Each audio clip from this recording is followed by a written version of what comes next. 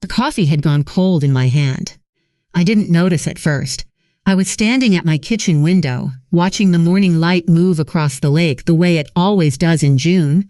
Slow and golden, like it has nowhere to be. That was the last ordinary moment I remember. Then I smelled it: paint. Fresh paint. Not the cedar and lake air that had lived in those walls for decades. Something sharp and chemical and wrong. I set my mug on the counter and walked into the living room. Frank's chair was gone. The furniture had been shifted. The sofa angled differently. The side tables moved. The reading lamp relocated to a corner it had never occupied. And strung across my fireplace mantel, across the mantel Frank built with his own 2 hands, was a banner. Handmade, cheerful. It read Harmon Calloway Family Reunion, hosted by Derek and Brell. My phone rang. It was Derek. His voice was bright and easy. "Mom, Brielle wanted me to let you know the caterers are arriving Thursday. You don't need to do anything. She's got it all handled." I set the phone down on the counter. I looked at the banner, then at the empty corner where Frank's chair used to sit. What I felt wasn't grief. It wasn't even anger. It was something colder and much clearer than either. To understand why that banner felt like a slap across the face, you need to understand who I am and what that house actually means. My name is Margaret Calloway. Most people call me Maggie. I am 68 years old.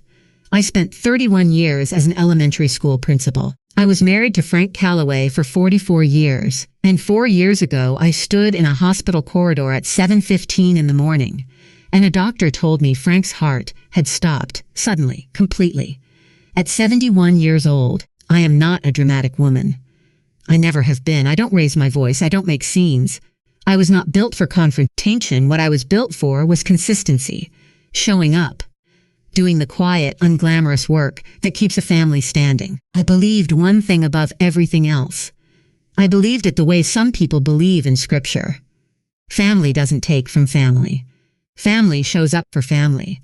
I held that belief through 44 years of marriage, through 31 years of other people's children. Through 4 of the hardest years of my life, I was wrong. Not about love, about who deserved it. But before I tell you what Brielle did, I need to tell you about Frank, and about the house that was never just a house. It was 1987 when we found it. We weren't even looking. Frank had read about a stretch of lake country 2 hours north of the city, and on a Saturday morning in early April, he simply said, "Get in the car, Maggie." That was Frank. A decision made before the coffee finished brewing. We drove until the highway thinned into a 2-lane road, and the 2-lane road thinned into gravel, and there it was. A weathered property sitting right at the edge of the water. A cracked porch, peeling paint. A "for sale by owner" sign leaning sideways in the mud like it had given up. Frank got out of the car and walked straight to the water's edge. He picked up a flat stone and skipped it across the lake. It bounced 4 times on the gray surface before disappearing. Then he turned around and looked at me with that expression I knew better than my own reflection.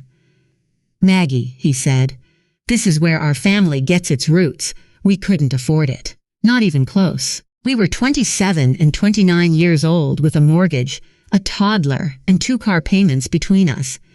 But Frank had made up his mind, and when Frank made up his mind, the universe had a way of rearranging itself accordingly. So we saved. For 11 years we saved. We didn't take vacations.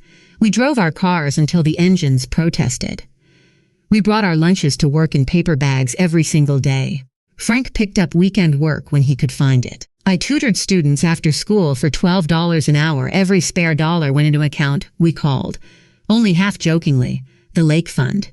In 1998, we bought the property outright. Cash. No mortgage. No partners. The deed carried one name at Frank's insistence.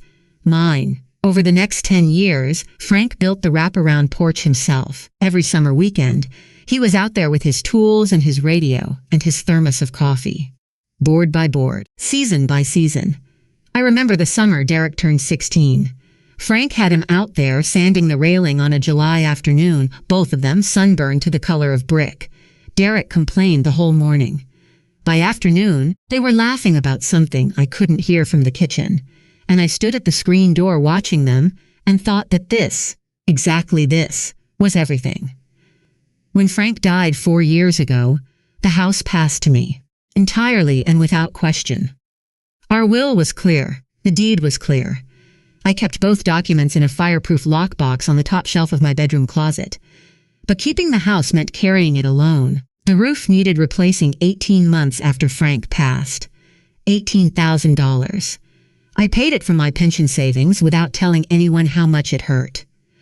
The dock needed restoration the following spring. I couldn't afford to hire it out, so I watched videos and learned to do it myself. A 65-year-old woman on her knees on a floating dock, learning things Frank would have handled without a second thought. The first Thanksgiving after he died, I sat on that porch alone. I had wrapped myself in his old flannel shirt, the green one with the frayed left cuff. The lake had gone silver in the November light.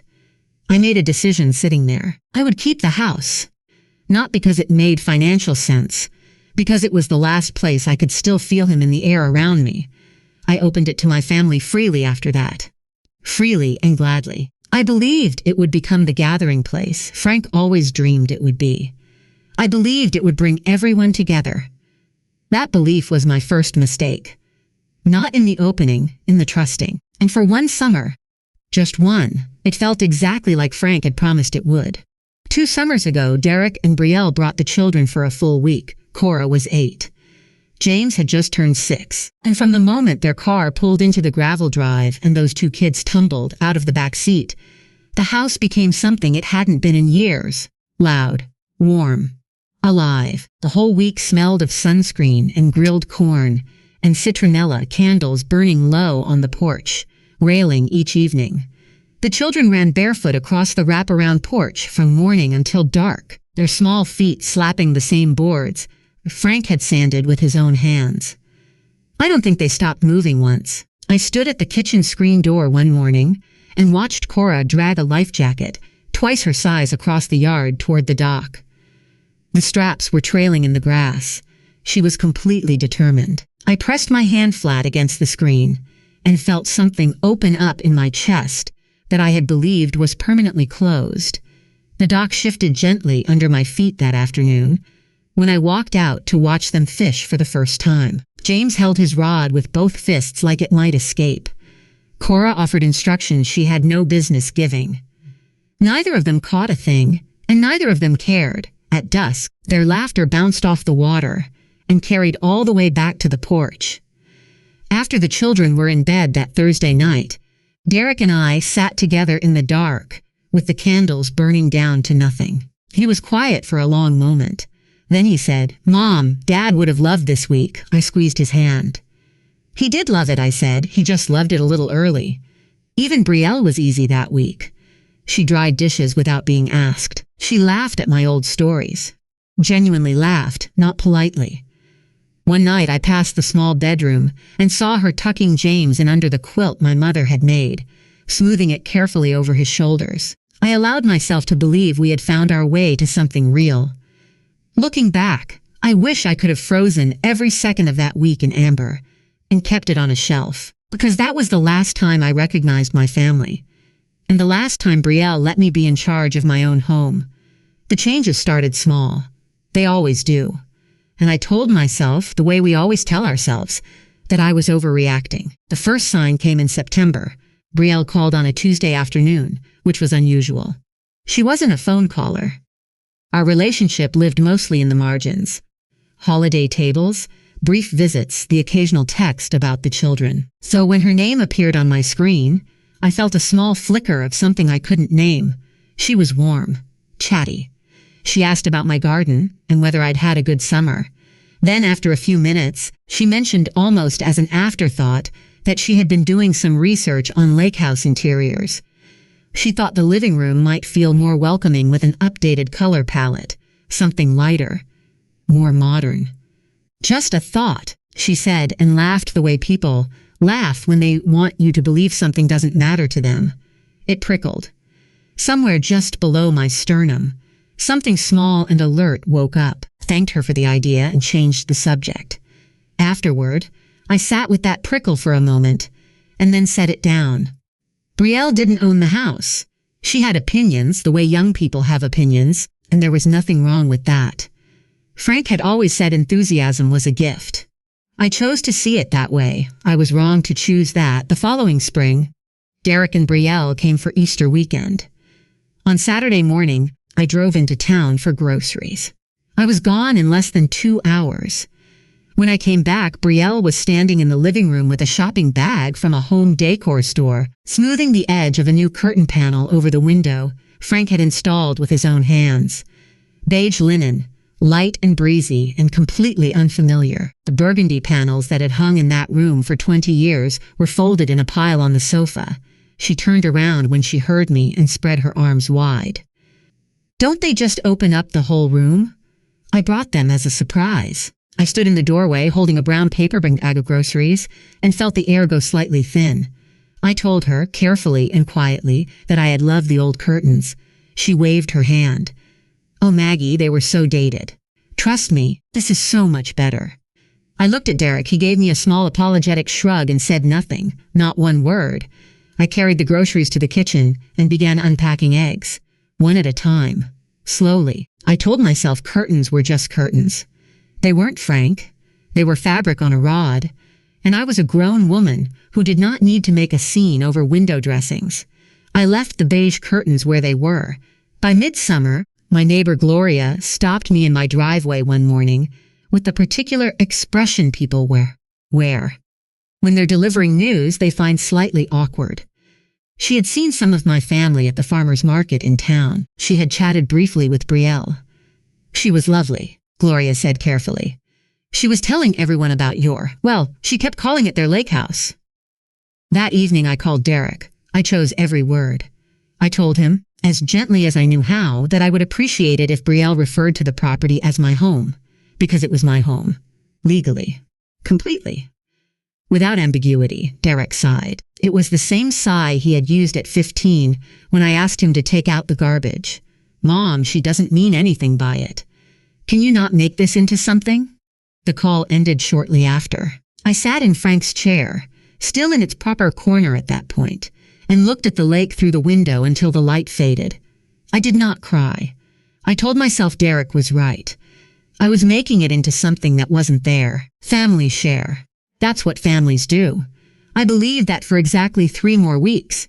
In September, my quarterly property tax bill arrived higher than expected. I logged into the small joint household account I had set up with Derek 2 years prior. A simple account meant to cover groceries, utilities, and dock upkeep during family visits. The balance was $1,400 lower than it should have been. I went through the transactions one by one.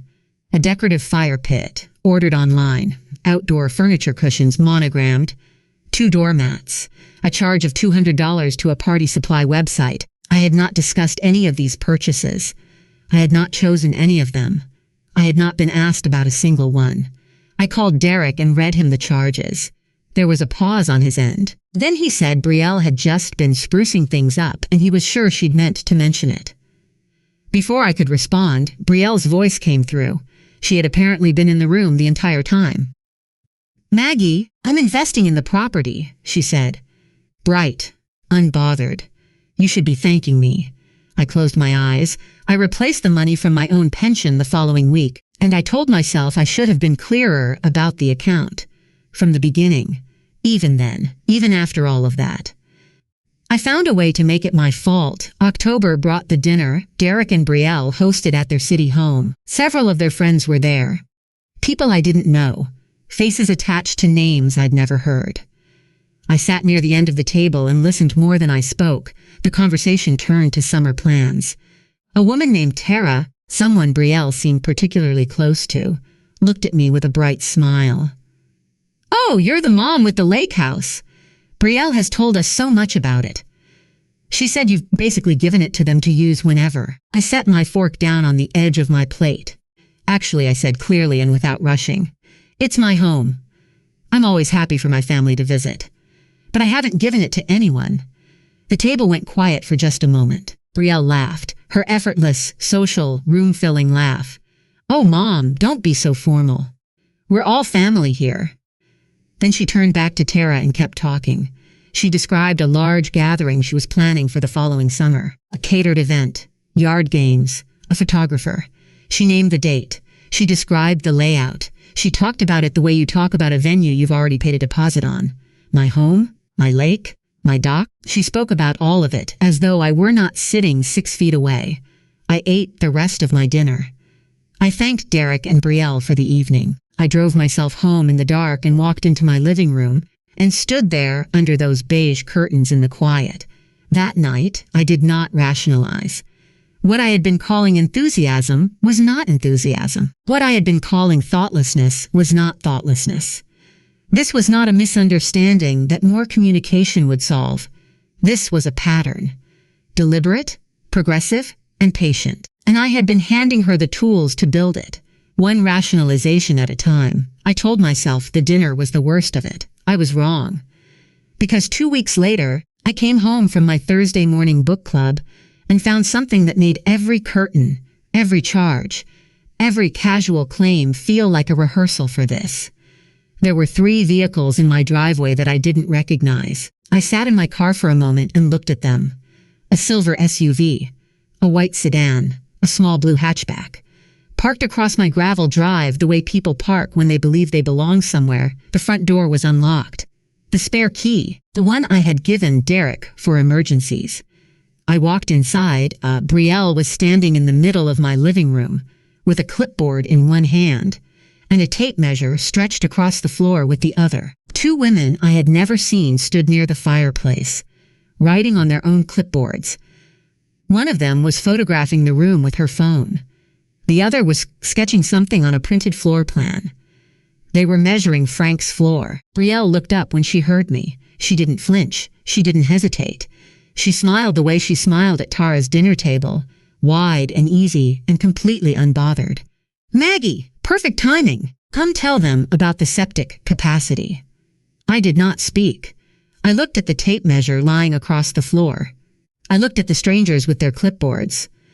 I looked at the printed floor plan in the nearest woman's hand, and I saw, in small neat text beside a rectangle in the far corner of the diagram, the words, "Green Room." That rectangle was my bedroom. I walked to the kitchen. On my table, my kitchen table, where Frank and I had eaten 30 years of quiet Sunday mornings, there was a stack of documents. I picked up the top page. It was a guest list. 47 names. Below it was a printed schedule. Setup begins at 8 in the morning. Catering arrives at 10. Event running from noon until evening. Below that, a vendor list, a catering company, an event rental supplier, a photographer, all confirmed, all scheduled, 6 weeks away. 47 people, a full vendor team, a printed schedule with her name at the top, not once, not one single time. She asked me. I set the guest list back on the table exactly as I had found it. I straightened the edge so it was flush with the papers beneath it. Then I walked back through the living room. I told Brielle I needed to rest and excused myself. I said it pleasantly. She was already turning back to her clipboard before I finished the sentence. I went to my bedroom, the green room. I closed the door. I sat on the edge of my bed and looked out the window at the lake. The water had gone flat and silver, the way it does in November.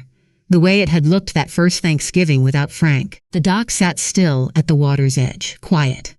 "Hi." I thought of something Frank used to say when a problem felt bigger than it was. He'd set down whatever was in his hands and say, "Measure twice, Maggie." Cut once. I had been measured. Carefully and patiently, and without my knowledge, I had been measured. I had been generous. I had been quiet. I had been reasonable past the point of reason. I had turned discomfort into understanding and understanding into silence, and my silence had been mistaken, deliberately mistaken for permission. They were not going to stop, not on their own, not with a phone call, not with another careful conversation that Derek would sigh through, and Brielle would redirect with a laugh.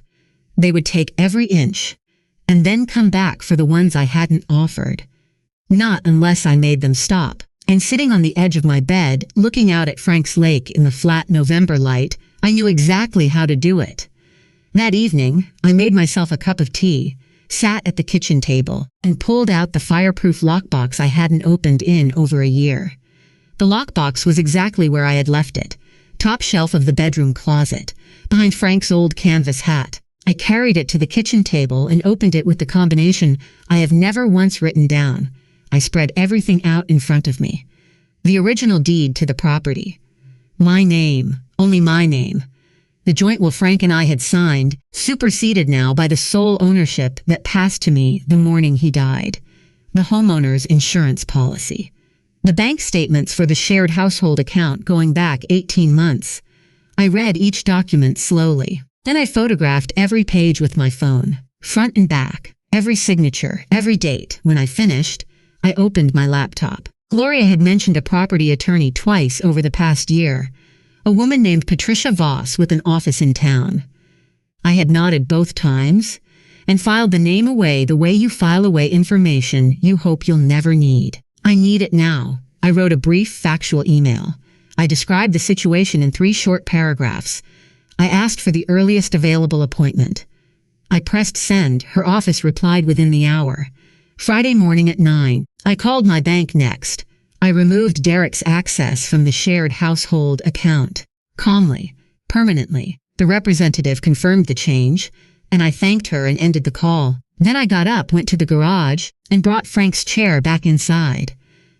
I put it in its corner where it belonged, where it had always belonged. I sat down in it and picked up a legal pad and a pen. I wrote 2 lists. The first was everything Brielle had done, in chronological order, with every date I could confirm. The second list was what I was going to do next. The second list was short, specific, and every item on it was entirely within my rights as the sole legal owner of this property. I read it once. I capped my pen. I went to bed at my regular time. I slept the whole night. No interruptions, no lying awake rehearsing conversations in the dark, just sleep. Quiet and complete. Friday morning, I put on my good coat, drove into town, and sat down across from a woman who would help me remember something I had temporarily forgotten, that my name was on the deed. And a deed means everything. Patricia Voss had a framed print on the wall behind her desk that read, "Prepared, not panicked." I noticed it the moment I sat down. I decided I liked her before she said a single word.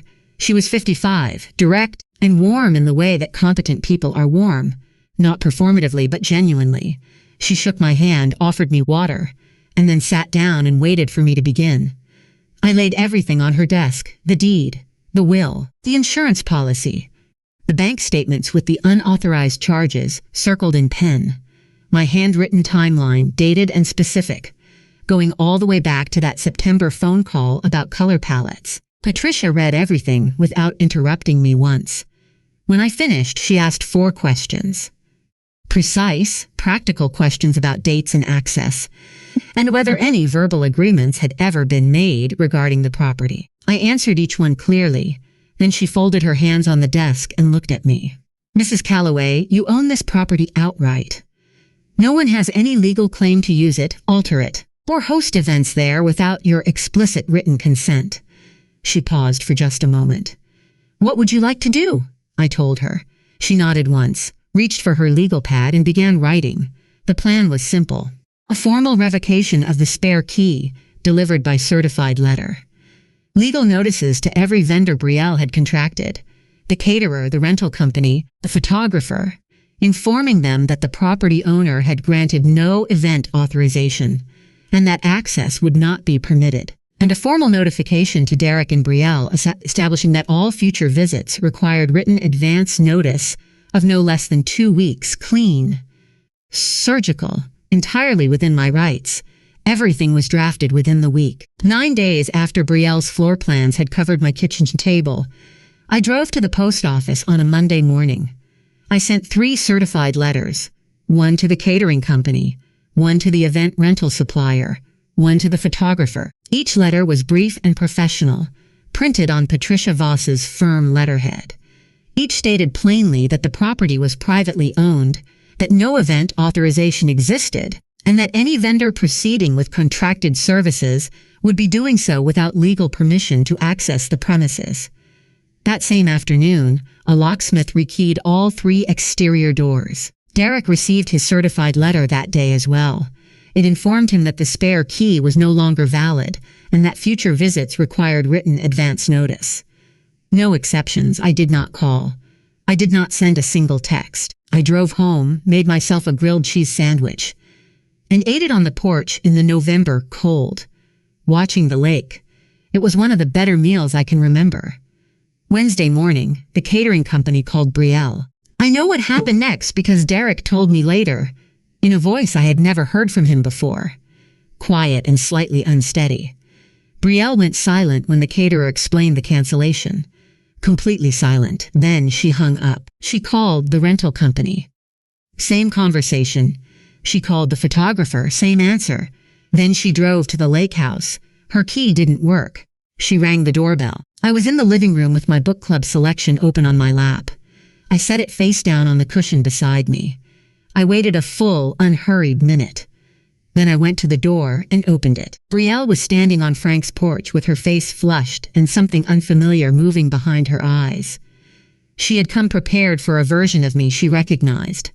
Upset, apologetic, eager to smooth things over. She had come prepared for Maggie, who rationalized curtains and replaced missing money from her own pension without making a fuss.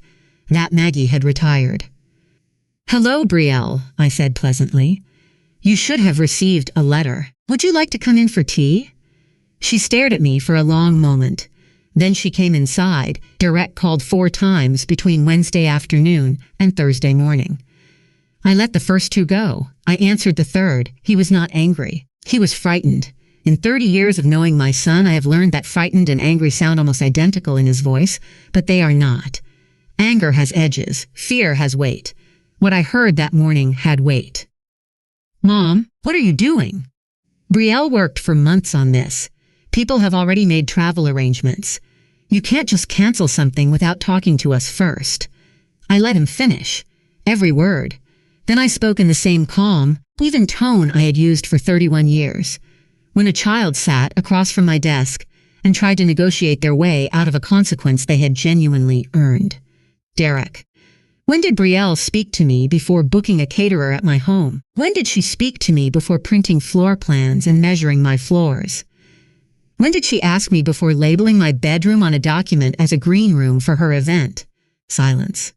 I have always welcomed you here. I have fed you in this house, loved you in this house, and shared what your father built with his own hands.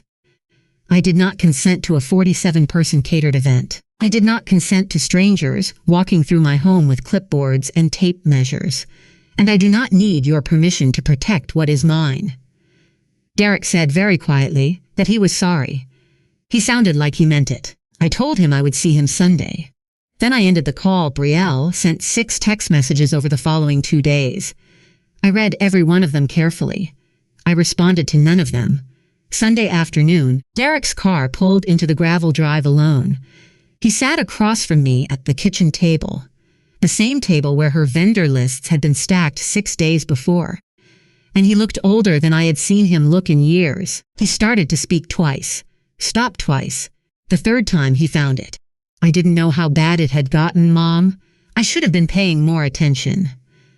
I poured us each a cup of coffee and sat down across from him. I didn't rush to comfort him. He needed to sit with what he had said for at least a moment. Then I spoke.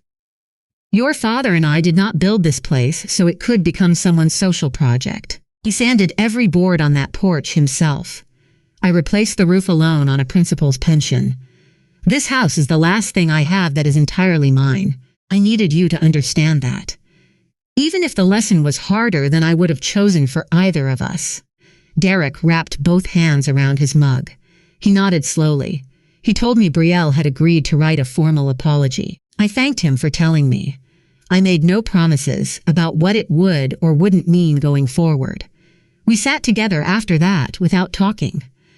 We looked at the lake through the kitchen window, the way Frank and I used to, on Sunday mornings when the week hadn't started yet, and there was nothing that needed to be said.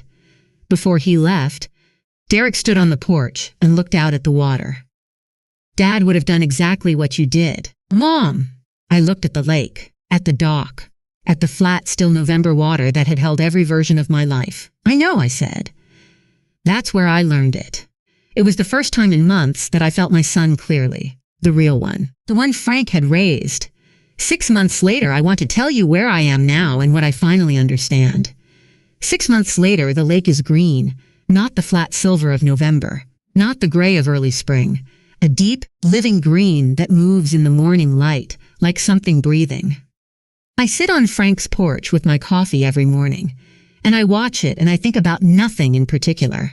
And that is enough. That is more than enough. I started the vegetable garden in March. Frank had always meant to put one in along the south side of the house where the sun holds longest. I don't know why we never got around to it. I turned the soil myself, which took me 3 mornings and made my back complain for a week. I didn't mind. There is something honest about work that costs you something small. On Tuesday evenings, I drive into town for a book club. Gloria saves me the chair closest to the window. There are 5 of us now, and we spend as much time talking as we do reading, and nobody apologizes for that. Cora and James come 1 weekend every month.